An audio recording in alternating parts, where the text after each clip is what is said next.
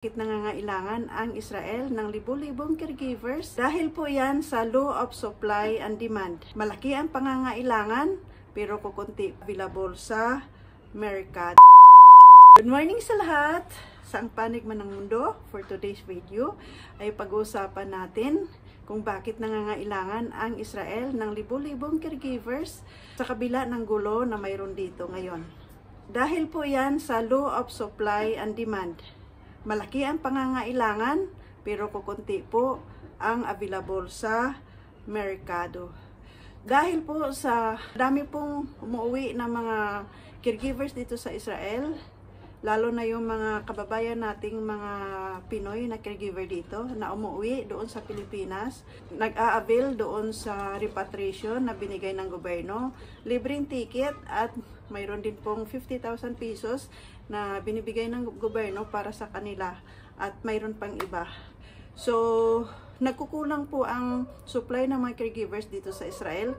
Kaya ngayon, ang nangyayari, yung mga caregivers dito na wala na pong papel, ibig sabihin, sila na po ay TNT at nagtatrabaho sila ng illegal, ay sila po ay may chance na magkakaroon ng permit o magkakaroon po sila ng legal status dito sa Israel.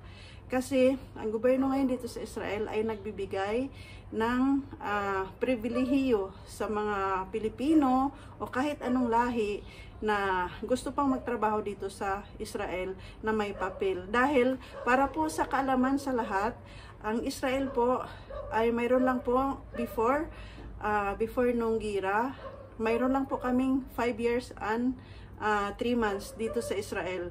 After that, kung wala kaming amo or wala na kaming visa, kailangan na naming umuwi sa aming bansa kung saan kami nanggaling. So, kung hindi kami uwi, yan din po yung tinatawag na TNT or tago ng tago. So, dito sa Israel, madami pong ganyan na nakipagsapalaran pa rin dito sa Israel na kahit sila ay wala na po silang permit.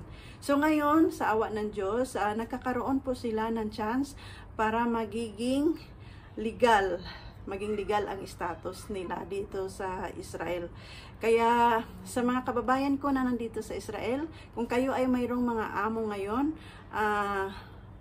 sabihin nyo doon sa inyong amo or siguro alam na rin naman na nila na pwede silang pumunta doon sa Humanitarian Division, Ministry of Interior, Klal Building, Jerusalem. So, pwede na kayong magkaroon ng visa at syempre mayroon yung katapat na halaga. Ang abogado ang magpaprocess doon ng inyong visa.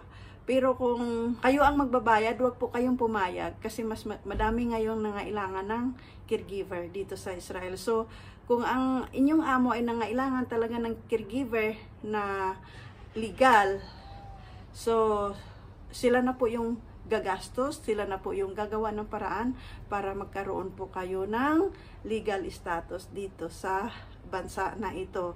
At doon din po sa mga less than 5 years and 3 months, agency lang po yung mag-process sa inyo ng inyong visa. Hindi na po kailangan pang pumunta doon sa Jerusalem para doon sa special visa. Sana matapos na po lahat ang gulo dito, lalo na ngayon 3 bansa na po yung nagtutulungan dito sa Israel. At huwag po tayong mapagod na magdasal na sana matapos na po yung gulo. At uuwi pong safe yung mga sundalo nandoon sa Gaza at iuwi nilang ligtas yung 240 hostages. So ilang po, bye-bye. Ingat po kayo palagi. Pray for Israel.